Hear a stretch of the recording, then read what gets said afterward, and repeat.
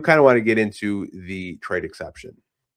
Now, we've talked about the trade exception a couple of times on this podcast, and the Pistons currently have a $14 million trade exception that they can use ahead of this NBA trade deadline or this summer if they do choose to use it during the summer, but they would have to be pretty quick to use it in the summer because it does expire uh, very early in July, but trade exception. I came up with 5 players. I'm gonna put a graphic that I made on the screen and go over the 5 players. So let's go over it real quick. So the 5 players that I have are Bobby Portis, Kobe White, Royce O'Neal, Max Christie, and Luke Kennard. So let's talk about Bobby Portis first and foremost with this graphic. I think Bobby Portis to me makes so much sense for the Detroit Pistons. We talked about it a couple of weeks ago. I think he fits the culture, the identity, being able to hit 3-point shots at a very good rate. He's shooting over 40% from three this year, um, and has been one of the Milwaukee Bucks' better players, especially with the Giannis trade on the horizon. It'll be interesting to see where Bobby Portis lands. Could he be rerouted to another team? Could the Detroit Pistons kind of be facilitators with their trade exception and kind of absorb his contract and he could be on the Pistons? You never know. I've always liked Bobby Portis from afar. I know there was a little scuffle there with him and Isaiah Stewart. They just don't like each other. They just like to beat each other's ass when they're facing each other. But, that might change if they are teammates. They might actually like each other. They might actually like hanging out together. But could you imagine a second unit with Isaiah Stewart at center and Bobby Portis at power forward, and you also have Ron Holland and Javonte Green out there? Whew, man, that would be nasty. Second player on that list I had was Kobe White. Now, I know there were reports that the Bulls were possibly looking to deal Ao DeSumo, but it sounds like they're kind of cooling off on that idea, but they are still open to moving on from Kobe White, who's on the last year of a deal. I think the Bulls' asking price was a first round pick. Don't really know if the Pistons would fork over a first round pick for Kobe White, but hey, you never know. Right now, he's averaging 19 points a game for the Chicago Bulls. He could be that secondary scorer that you're looking for, whether it's off the bench or in closing lineups next to Cade Cunningham. I think Kobe White does make a whole lot of sense. He can put the ball on the floor, he can facilitate and score. He's a league average 3-point shooter, around 36, 35%. I've always really liked his game from afar, being a Tar Heel. As you guys know, I'm a very big North Carolina fan, but maybe it's just a little bit of bias of me wanting Kobe White. I do think he does make sense for the Detroit Pistons. I've also kind of seen him linked to Minnesota because they are looking for more guard help in that right.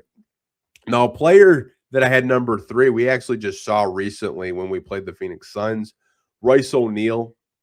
I've always liked him when he was in Utah. 3-and-D wing, plays the forward position, shooting over 40% from three with the Phoenix Suns.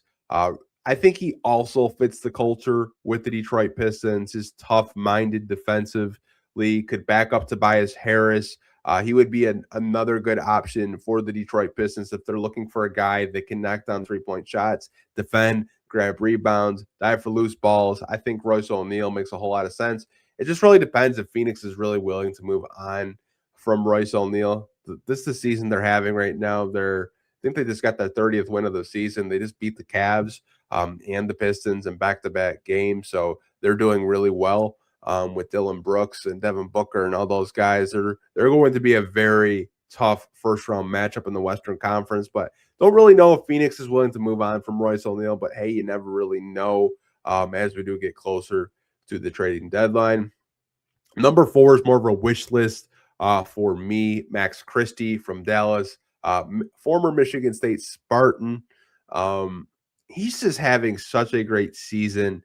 Very young, 22, 23 years old, I believe. He's shooting over 40% from three as well, showing the ability to put the ball on the floor, defend. I don't know what Dallas is going to do in terms of like roster construction and team building. Right now, they got Anthony Davis. I mean, there's rumors floating around that Rich Paul is trying to get him traded by February 5th. They want him out of Dallas. Just hasn't really worked out for AD and the Mavs. And you have Kyrie Irving. I don't even know if he's going to come back this year. Mavs probably don't want him to come back this year. They probably want to take advantage of not being that good, and they don't really have a lot of draft picks in the long-term future. This is the last year of them actually having a draft pick. So could they possibly sneak back up in the lottery and get another young asset to pair next to Cooper Flag? Is Max Christie really a part of their long-term plans? I'm not entirely sure, you guys. I don't know. I would really like him. I think it would be an investment by the Pistons because if you look at his career, he has gotten better each and every year. It would not surprise me going into next season if this guy is close to 20 points per game. It just wouldn't surprise me. I think right now he's around 12 to 13 points a game in Dallas. I've always liked him from afar. It's more of a wish list thing for me personally, but hey, you never know. You never know. Last but not least, number 5 on that list, Luke Kennard. Now, again, I get defensively, Luke Kennard is a traffic cone. But in the limited minutes that he is playing with the Atlanta Hawks right now, he is just a flamethrower from the field. 50, 40, 90 season right now. Not too many guys in the NBA have done that. Obviously, he's not shooting that many threes. I think he's shooting like around 3 attempts a game, but he's shooting over 40% from 3. He's a guy that I think can definitely come off of your bench, can play make a little bit. The only reason why he went to Atlanta was because Trae Young recruited them there, and Trae Young is in Washington now. So Atlanta may look to move off of a Luke Kennard. They're kind of just a team right now that is going through the motions. They have games where they look like they might not even make a play-in tournament, but there are other games where they take care of business and beat teams. They're very up and down, not consistent. But, I mean, if you're looking to upgrade three-point shooting, I think there are a lot of guys on this list from Bobby Portis to Kobe White to Luke Kennard to Royce O'Neal to Max Christie. I do think that the Detroit Pistons will use this trade exception to try to improve their shooting. We saw last night how crucial it is to hit threes. We hit 10 threes. Duncan Robinson was responsible for 5 of those. Imagine if you're hitting a good 12 to 15 threes a night with Duncan Robinson and another player that is a good perimeter shooter. That's what I expect the Pistons to do with their trade exception.